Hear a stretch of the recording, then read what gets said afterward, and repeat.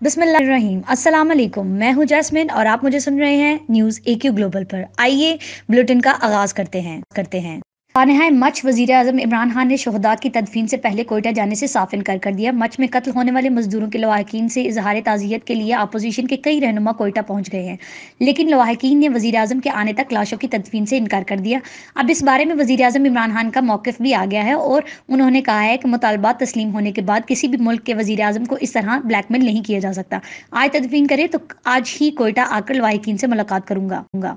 पाकिस्तान तहरीक इंसाफ के रहनुमा और सिंध असम्बली में अपोजिशन लीडर फिरदौस शमीम नकवी मुस्तफ़ा हो गए हैं। तफसीलात के मुताबिक फिरदौस शमीम ने अपना इस्तीफ़ा वज़ीर आज़म इमरान खान को भिजवा दिया है। फिरदौस शमीम ने क़यादत की जानिब से इस्तीफ़ा तलब किए जाने पर अफसोस का इजहार किया और कहा है कि 24 साल से पार्टी का साथ हूँ और दूसरी बार इस्तीफ़ा मांगा गया है। वफाकी हुकूमत के खिलाफ मतनाज़ा बयान और ख़राब कारकर्दगी इस्तीफ़े की वजह बनी है। यहाँ ये अम्र काबिल जिक्र है कि फिरदौस शमीम नकवी की जगह सिंध असम्बली में पाकिस्तान तहरीक इंसाफ का पार्लिमानी लीडर हलीम आदिल शेख को बनाने का फैसला किया गया है।